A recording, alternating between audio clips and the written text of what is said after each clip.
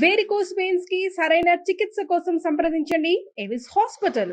నమస్తే, మీరు చూస్తుంది సుమన్ టీవీ. నేను మీ కీర్తి. 2025 సంవత్సరంలో మహిళలకి, వివిధ రాశుల్లో జన్మించిన మహిళలకి ఎలా ఉండబోతోంది, ఎంత మంచి జరగబోతోంది, ఎంత చెడు జరగబోతోంది, దానికి ఏం పరిహారాలు చేసుకుంటే వచ్చే సంవత్సరం అంతా మనం హాయిగా గడపచ్చు, ఇలాంటి విషయాలు మనకు తెలియజేయడానికి మనతో పాటు ప్రముఖ ఆస్ట్రాలజర్ బ్రహ్మశ్రీ నందిబట్ల శ్రీహరి శర్మ గురువు గారు ఉన్నారు. నమస్తే గురుగారు. వాగర్థావివ సంపృక్తౌ వాగర్థ ప్రతిపత్తయే జగతః పితరౌ వందే పార్వతీ పరమేశ్వరౌ. సదాశివ సమారంభాం శంకరాచార్య మధ్యమాం అస్మదాచార్య పర్యంతం వందే గురు పరంపరాం. ఆదిత్యాయ చ సోమాయ మంగళాయ బుధాయ చ గురుశుక్ర శనిభ్యశ్చ రాహవే కేతవే నమః. శృంగేరి జగద్గురు పీఠాధిపతులకి, కంచి పీఠాధిపతులకి నమస్కారములు తెలియజేసుకుంటూ కార్యక్రమాన్ని ప్రారంభిద్దాం. వీక్షించేటువంటి సుమన్ టీవీ ప్రేక్షకులకి గమనించాల్సిన అంశం ఏంటంటే, ఇప్పుడు మనం చెప్పుకోబోయేటువంటి అన్నీ కూడాను 12 రాశులకు సంబంధించి ఈ 2025 సంవత్సరంలో జనవరి 1వ తారీఖు నుంచి డిసెంబర్ 31వ తారీఖు వరకు ఏ విధంగా ఉండబోతున్నటువంటి విషయాల గురించి తెలియజేసుకుంటున్నాం. చాలామంది ఆక్షేపణ చేసేటువంటి విషయం ఏంటంటే, రాశుల ఫలితాలు అనేటువంటివి ఉగాది నుంచి మళ్ళీ వచ్చే సంవత్సరం ఉగాది వరకు కదా చెప్పాల్సింది, మరి కొత్త సిస్టమ్ని జనవరి నుంచి డిసెంబర్ వరకు చెప్పడానికి గల కారణం ఏంటి అని అంటున్నారు. అంటే మనకు ఒకటి చెప్పబడి ఉంది, ప్రపంచమంతా కోడై ఒక విషయం మీద ఒకే అభిప్రాయానికి వస్తే అది శాస్త్రము ధర్మబద్ధమై కూర్చుంటుంది.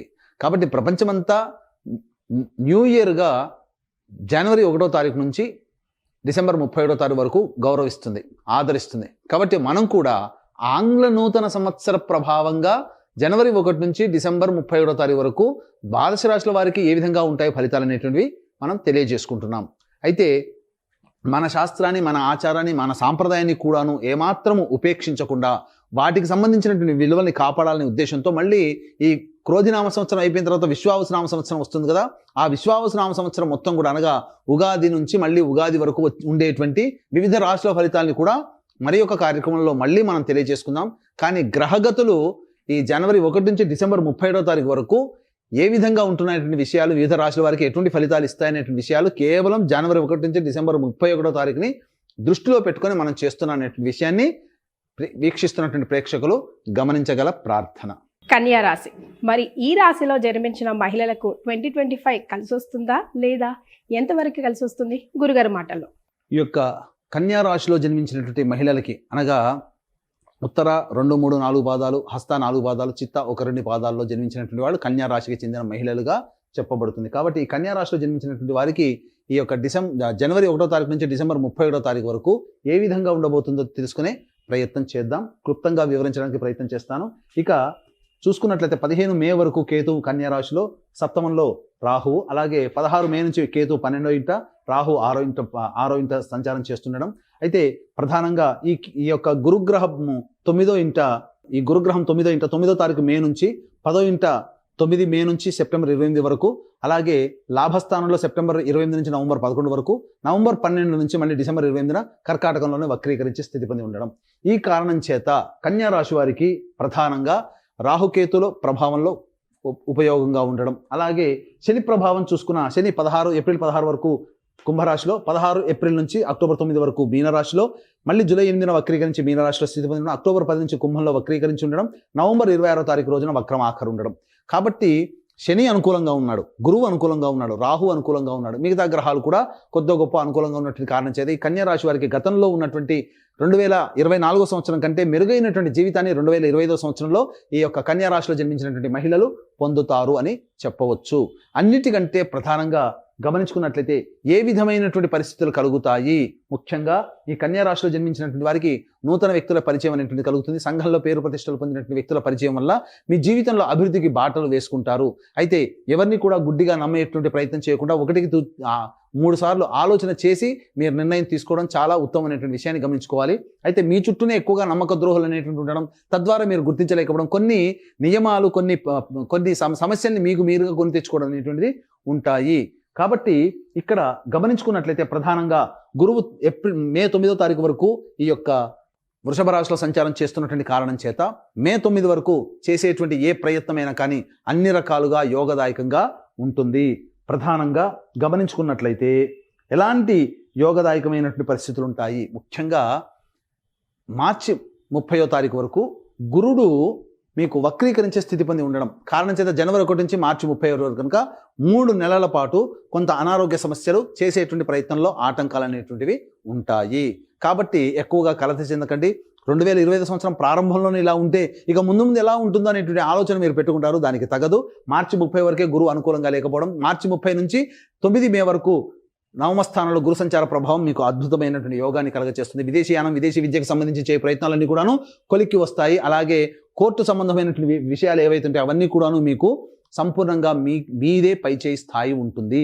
ఇక గమనించుకున్నట్లయితే 9 మే నుంచి సెప్టెంబర్ 28 వరకు మిథున రాశిలో దశమ స్థానంలో సంచారం చేస్తున్నటువంటి గురుగ్రహ ప్రభావం వలన సంఘంలో పేరు ప్రతిష్టలు పొందేటువంటి పనులు చేపడతారు. పెద్ద వ్యక్తులు కుటుంబంలో కానీ సమాజంలో కానీ పెద్ద వ్యక్తులు పరిచయం అవుతారు. వారి సహాయ సహకారాలతో మీ జీవితాన్ని అద్భుతంగా మార్చుకుంటారు అని చెప్పవచ్చు. అన్నిటికంటే ప్రధానంగా తీర్థయాత్రల క్షేత్రము, మఠాధిపతులు, పీఠాధిపతుల సందర్శనము, పుణ్య కార్యక్రమాల్లో ఎక్కువగా నిమగ్నమై ఉంటారు సెప్టెంబర్ 28వ తారీఖు వరకు, మే 9 నుంచి. ఇక ఈ మధ్యకాలంలో సెప్టెంబర్ 28 నుంచి నవంబర్ 11 మధ్యకాలంలో కర్కాటక రాశిలో అత్యచార ప్రభావం ప్రయత్నం చేయడం వల్ల కొన్ని విషయాల్లో మీరు గుడ్డిగా కొందరిని నమ్మడం వల్ల డబ్బు సమస్యలు, ధనపరమైనటువంటి సమస్యలు అధికంగా పొందుతారు. స్పెక్యులేషన్ రంగంలో ఉన్నటువంటి వారికి నష్టాలు సెప్టెంబర్ 28 నుంచి నవంబర్ 11వ తారీఖు మధ్య కాలంలో ఉంటాయని చెప్పవచ్చు. ఇక అన్నిటికంటే ప్రధానంగా చూసుకున్నట్లయితే ఈ యొక్క ఏప్రిల్ 16 వరకు కుంభరాశిలో శని సంచారం చేస్తున్నటువంటి ఈ యొక్క కన్యా రాశిలో జన్మించినటువంటి మహిళలకి అన్ని విధాలుగా అనుకూలంగా శని యోగదాయకంగా ఉంటాడు. ఎప్పుడైతే శని 16వ తారీఖు నుంచి అనగా ఈ 16 ఏప్రిల్ నుంచి కుంభరాశిలోకి ప్రయాణం చేస్తాడో అప్పుడు జీవిత భాగస్వాముల మధ్య కానీ వ్యాపార భాగస్వాముల మధ్య కానీ కొంత పొరపచ్చాలు వస్తాయి. ఎప్పటి నుంచి? ఏప్రిల్ 16 నుంచి అక్టోబర్ 9 మధ్య కాలంలో. ఈ యొక్క సంబంధించినటువంటి అన్ని నెలలు ఇబ్బందిగా ఉంటాయంటే మళ్ళీ ఇక్కడ జూలై 8వ తారీఖు నుంచి వక్రీకరించినటువంటి శని ప్రభావం వల్ల మళ్ళీ యోగదాయకంగా శని మారబోతున్నాడు. ఎప్పటి వరకు ఉంటున్నాడు? శని జూలై 8 నుంచి అక్టోబర్ 10 వరకు కుంభంలోనే స్థితి పొంది ఉండడం. ఇక నవంబర్ 26వ తారీఖు రోజున అనగా అక్టోబర్ 10వ తారీఖు రోజున కుంభరాశిలోనే వక్రీకరించినటువంటి కారణం చేత ప్రధానంగా అక్టోబర్ 10 నుంచి నవంబర్ 26 మధ్య కాలంలో మీ యొక్క సంతానముతో కొన్ని ఇబ్బందులు అనేటువంటివి ఎదుర్కొంటారు. ముఖ్యంగా మీ ఆలోచనలు ఏవైతే ఉంటాయో అవన్నీ కూడాను మీకు వ్యతిరేకంగా మారుతాయి. కాబట్టి నిర్ణయాలు తీసుకునేటప్పుడు అక్టోబర్ 10 నుంచి నవంబర్ 26 మధ్య కాలంలో జాగ్రత్తగా నిర్ణయాలు తీసుకోండి. సంతానంతో కూడాను విభేదాలు పనికిరాదు. సంతానం మూలకంగా అక్టోబర్ 10 నుంచి నవంబర్ 26 మధ్య కాలంలో సంతానం మూలకంగా ఖర్చులు పెరుగుతాయి.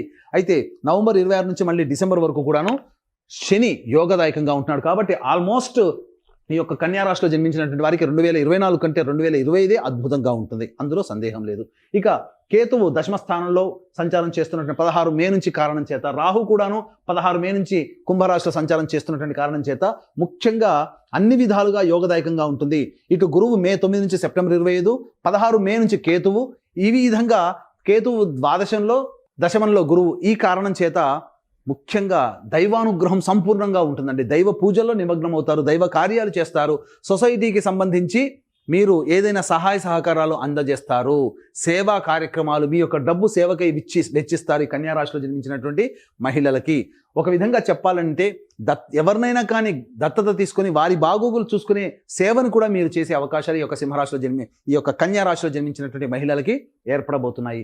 ఇక ముఖ్యంగా గమనించుకున్నట్లయితే ఈ యొక్క ఏ వృత్తుల్లో ఉన్నటువంటి వాళ్ళకి ఏ విధంగా ఉండబోతుందో తెలుసుకునేటప్పుడు రాజకీయ రంగంలో ఉన్నటువంటి కన్యా రాశిలో జన్మించినటువంటి మహిళలకి అద్భుతంగా ఉంటుంది.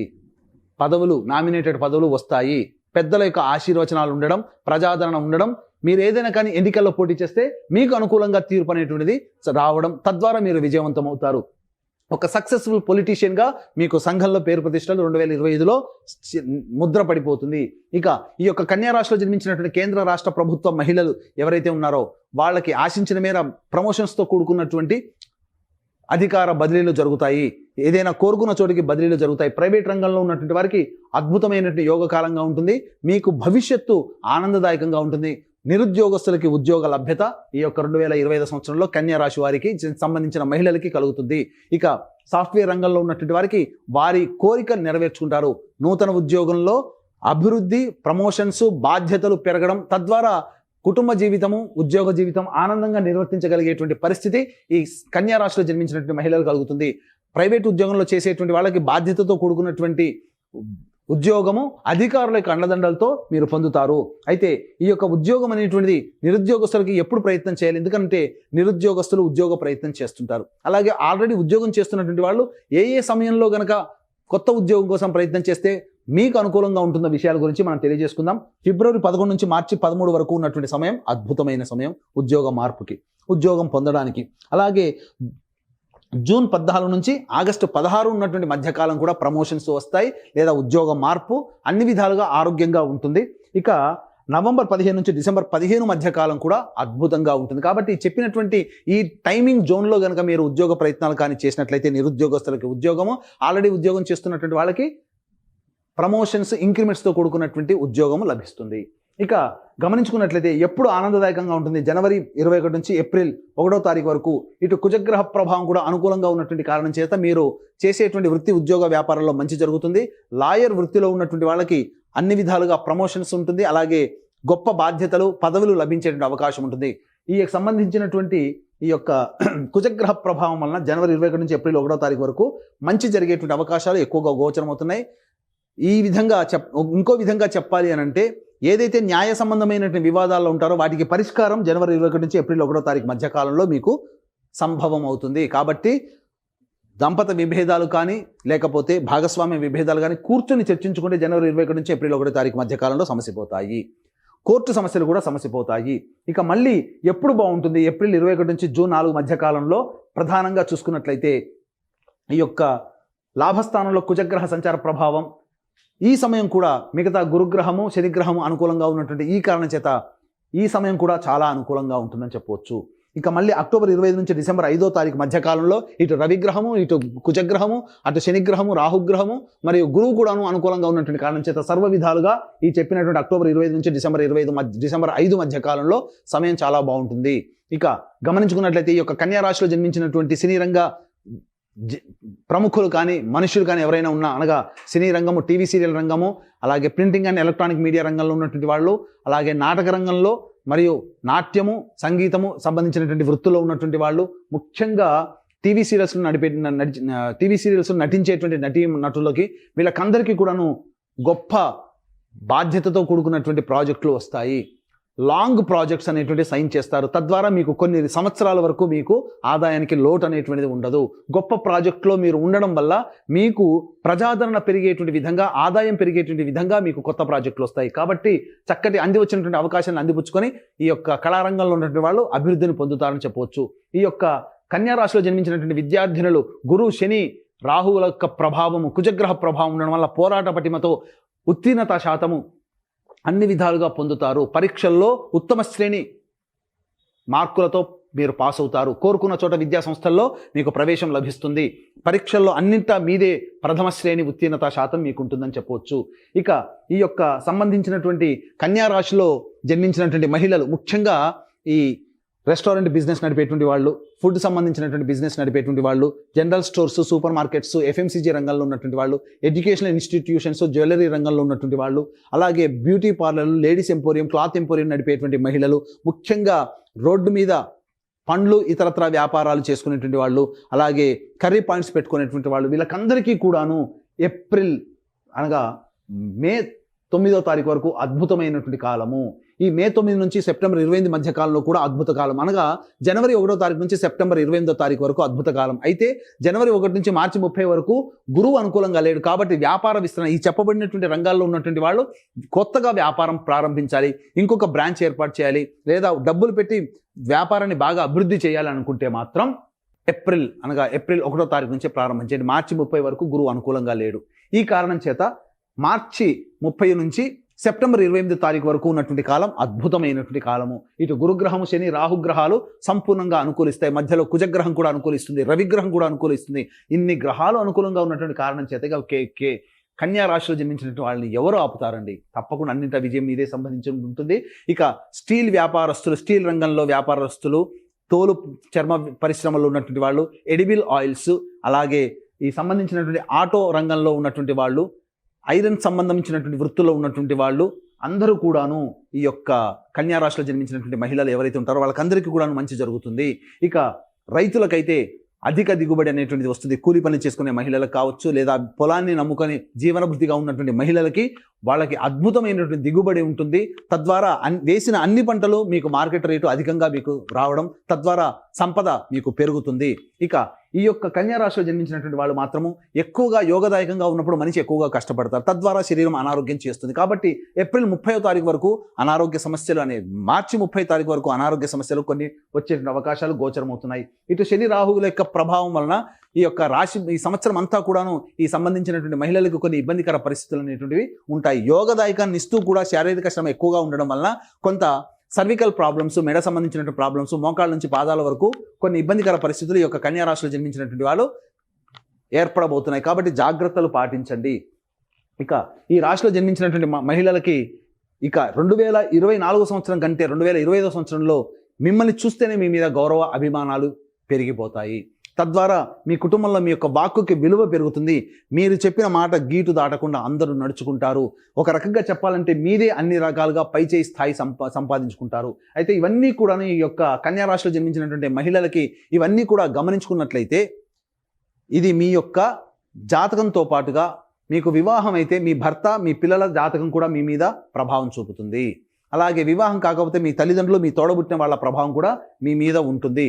కాబట్టి ఈ యొక్క సంబంధించినటువంటి కన్యా రాశిలో జన్మించినటువంటి వారికి 2025 సంవత్సరం గతం కంటే కూడా గొప్పగా ఉండాలనేటువంటి సదుద్దేశంతో, మీకు అందరికీ దైవానుగ్రహం అందరికీ అందించాలనేటువంటి సదుద్దేశంతో ఈ యొక్క 2025 సంవత్సరంలో జనవరి 13వ తారీఖు రోజున సర్వదోష నివారణ, జాతకరీత్యా కలుగు అన్ని రకాల సమస్యల నివారణకి, ఈ యొక్క గత జన్మ కర్మదోషాలు తొలగిపోవడానికి సర్వదోష నివారణ పూజలు, హోమాలు అనేటువంటివి జనవరి 13వ తారీఖు రోజున శ్రీకాళహస్తిలో కానీ లేదా శ్రీశైల క్షేత్రంలో కానీ ప్రారంభించబోతున్నాం.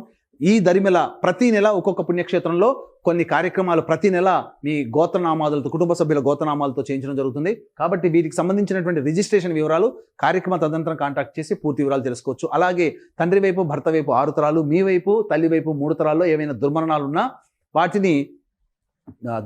ఉన్నా అలాగే liver problem, kidney problem, cancer రోగాలతో ఎవరైనా కుటుంబ సభ్యులు మరణించినా, 60 సంవత్సరాల లోపల మీ కుటుంబ సభ్యులు ఏ విధంగానైనా చనిపోయినా వాటిని పితృదోషం లేదా పితృశాపం అంటారు. కాబట్టి ఇట్టి పితృశాప నివారణకై మన పీఠం ఆధ్వర్యంలో ప్రతి నెల పితృదోష నివారణ కార్యక్రమాలు చేయించడం జరుగుతుంది. అవకాశం ఉన్న వాళ్ళు కార్యక్రమ తదనంతరం కాంటాక్ట్ చేసి పితృదోష నివారణ కార్యక్రమాలు కూడా తెలుసుకోవచ్చు. గురుగారు, మరి వీళ్ళు ఎలాంటి పరిహారాలు పాటించాలి, ఇంకా లైఫ్ని ఎలా ఎన్హాన్స్మెంట్ చేసుకోవాలి, ఒక్కసారి సూచించరా? ఇక ఈ కన్యా రాశిలో జన్మించినటువంటి మహిళలకి 2025 సంవత్సరంలో వచ్చేటువంటి సమస్యలకి ఎటువంటి పరిహారాలు చేసుకోవాలి అని అంటే, ప్రధానంగా ప్రతిరోజు కూడాను ఇంద్రకృత లక్ష్మీ స్తోత్ర పారాయణం కానీ లేదా లక్ష్మీ అష్టోత్తరం 3 సార్లు పఠించడం కానీ చేయాలి. అలాగే ప్రతిరోజు గరికతో గణపతికి అష్టోత్తర పూజ చేసుకుంటే ఈ సంవత్సరం అంతా కూడా బాగుంటుంది. లేదా గణపతికి పూజ అనేటువంటి ఒక 108 రోజుల పాటు చేయండి. సంవత్సరం అంతా ఆ పుణ్య ఫలితం మీకు ఉంటుంది. ఇక వీలు కుదిరినప్పుడల్లా లక్ష్మీ అమ్మవారి దేవాలయంలో కొంతసేపు గడపడం ద్వారా మీకు మంచి జరుగుతుందని చెప్పొచ్చు. ఇప్పుడు చెప్పబడినటువంటి ఫలితాలకి విభిన్నంగా మీ యొక్క జీవితం ఇంకా ఇబ్బందికరంగా ఉంది అని అంటే మీ యొక్క జన్మజాతకంలోని నడిచేటువంటి గ్రహ దశాంతర దశల యొక్క ప్రభావాలు. కావున దగ్గరలోని మంచి ఉపాసన పరులైనటువంటి జ్యోతిషుని సంప్రదించి వారి సలహాలు, సూచనలు కనుక పాటించినట్లయితే మరింత మెరుగైనటువంటి జీవితాన్ని పొందుతారని తెలియజేయవచ్చు. ఇక మీ యొక్క జీవితం ఈ 2025 సంవత్సరంలో ఆనందంగా ఉండాలనే ఉద్దేశంతో సర్వదోష నివారణ పూజలు, హోమాలు అనేటివి ప్రతి నెల జరిపించడం జరుగుతుంది. వాటి వివరాలు కార్యక్రమ తదనంతరం కాంటాక్ట్ చేసి తెలుసుకోవచ్చు. సర్వం శ్రీ ఉమామహేశ్వర పరబ్రహ్మార్పణమస్తు. ధన్యవాదాలు గురుగారు.